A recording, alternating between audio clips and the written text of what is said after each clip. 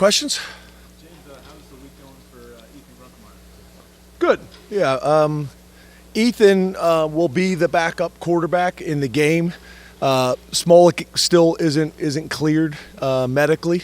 So Grunk's done a really good job and put himself in a position that we have a lot of confidence in him. He's getting a ton of reps this week. You mentioned Monday, that's more had been cleared for about a week. Just is that a miscommunication? Been cleared for practice. So I misspoke. Been cleared for practice, but not competition. Yeah, it's more part of his rehab. Did you see Ethan taking snaps in some two quarterback plays or anything like that, or is he still not ready for this? As you can imagine, that does not help us answering that question. How did this impact the scout team? Having to move Ethan out of that role. You've seen him in the other quarterback's jersey for most of this year. How did you have to juggle things from that perspective? We've been rotating him up all year long anyway, so not a big deal. Lambeau's done a really good job all year long doing that, and Smolik, that's part of his, obviously working back into reps. Running back, obviously you face a lot of good running backs in football, but is there a difference or is there an extra challenging guy who used to play that position that's now back? Yeah, I wouldn't say that other than the fact that obviously, they're pretty purposeful in terms of, their plan to try to get him involved as much as they possibly can in the pass game. But there's other running backs obviously we have faced that have also done that, but he's very comfortable doing it. It's been very effective. Coach, you talked about Monday not being like a big transfer portal team. The guys that you were able to bring in for this season, talk about their impact and their role in getting you this far. The ones we brought in last year. Yeah, the ones for this season. Yeah. Those guys have been great. I think that's the thing for us is we want to be very selective and strategic about who we bring in and what their role is going to be and why. And to me, we look at it from a lot of different levels. Is this a good opportunity for them? And does it also make sense for us and our roster? So try to take all those things into account. Obviously, the success that we've had makes us attractive to a lot of young men out there that want to play at this level and want to play these types of games. And then obviously, being able to have guys like Tyler Warren and Abdul Carter and so on and so forth that are up for awards and All-Americans and things like that. Those things help too. So it's an attractive option, but we're very strategic about who we get involved with and who we bring in.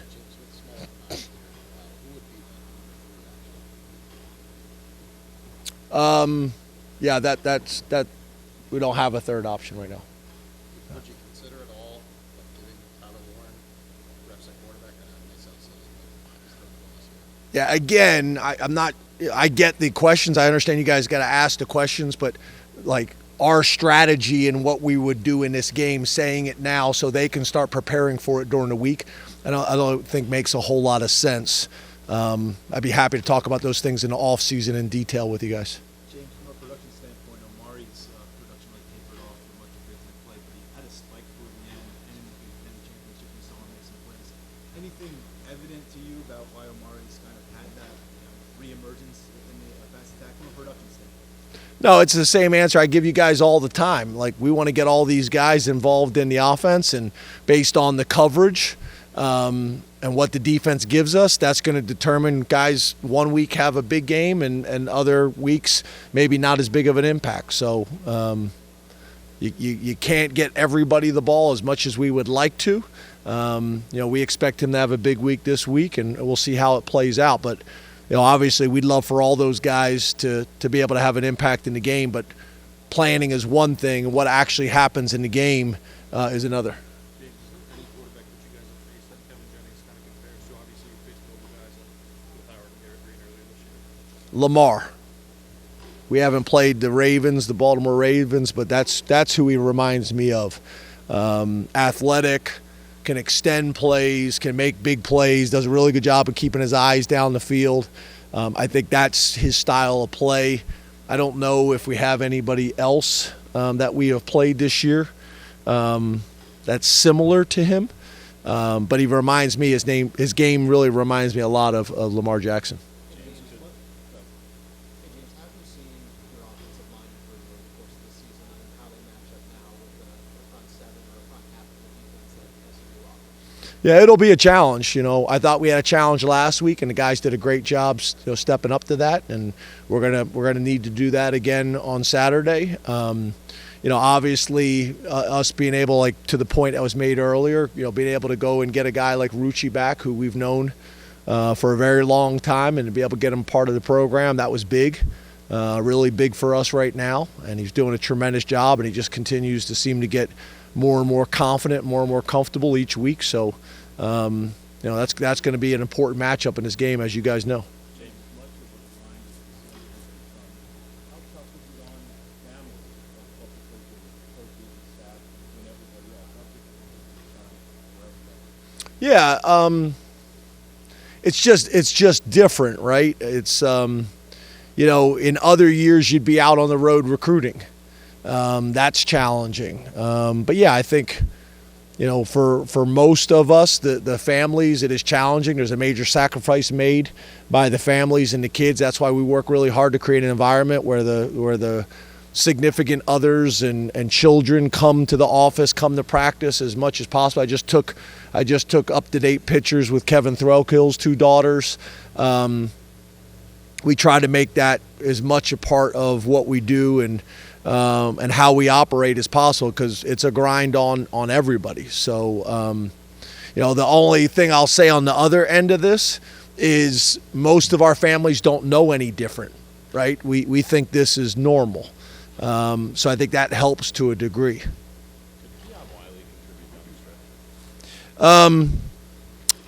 Yeah, that is kind of the same circumstance. Kind of the same circumstance.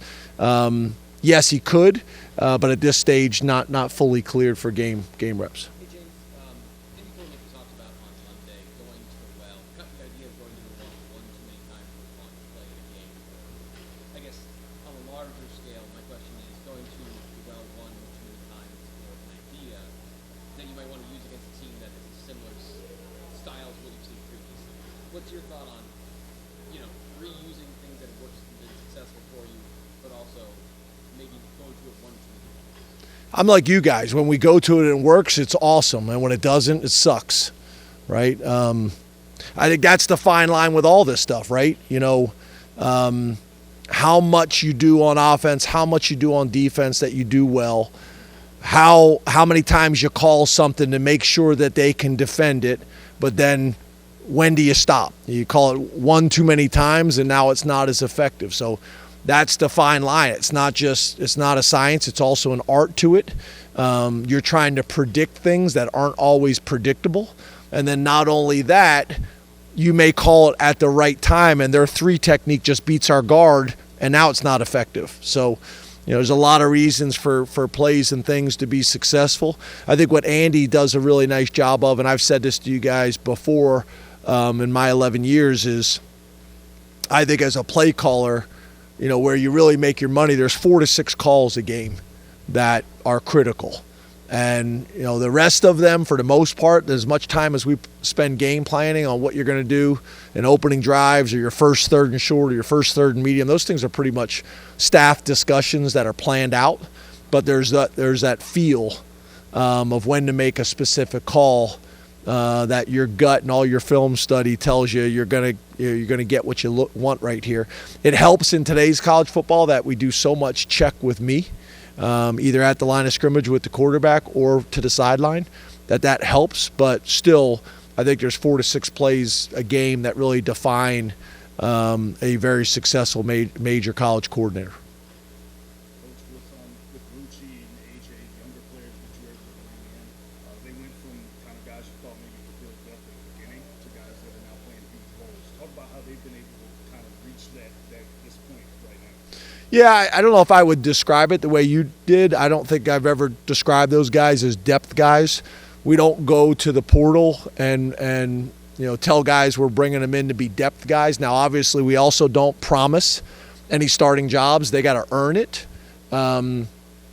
But, those guys obviously are big contributors for us right now. We're going to need them to play well on Saturday, but I never viewed either one of those guys as depth guys for us. Yeah, we've been doing tempo periods the last couple days, good on good, because as much as we do it with the scout teams and those things are fine, it's not the same as going good on good. So we've done that full speed every day against our offense and against our defense, tempo periods with the plays that we run, but similar concepts that they run that serve the purpose and allow our defense to get what they need. I'm not allowed to talk. I'm not allowed to talk about that stuff. It's NCAA rule.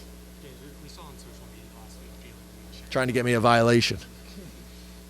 Jay Reed shared that he was in a car accident last night. We saw him at practice today. Is he good to go on Saturday? And as a coach, there's certain things outside of your control that can happen. What is that like to go through something like that? Well, what I would first like is for us not to share all of our business on social media so that this is even a discussion. But at the end of the day, I'm glad Jay Reed is safe and healthy. In some ways, I look at all these guys like my sons. I got a very close relationship with Jay Reed and his mom. So the most important thing, he's healthy. And I don't mean just for football. He's healthy and good. That's the most important thing. And then obviously we sure are glad that he's full go and no issues. Time for two more, guys. SMU racks up a lot of penalty yardage. Is there almost a way to force a team to commit extra uncharacteristic penalties? Not anything more than what you do any other time. We're not spending time on that. We're spending time on executing our game plan on offense, defense, and special teams. And, those other things, we're not going into this game with doing anything more than what we normally do in terms of cadences and things like that. James, do you feel in ways this isn't going to be a normal home game since the Yeah, I think obviously it's in Beaver Stadium, but it's one of the things I think is really important is the students. Our students make a huge difference for us, and obviously being after finals and things like that makes it a little bit challenging. So that's a little bit of a concern. And then obviously it's a home game for us, but to your point, the college football playoff pretty much runs everything else. So it will not feel like it normally feels to us playing a home game in Beaver Stadium, but overall in general, obviously we're glad and fortunate to be home. So we'll take it. This is the structure that exists, and we're going to embrace it and move forward. Thank you, Coach. Thank you.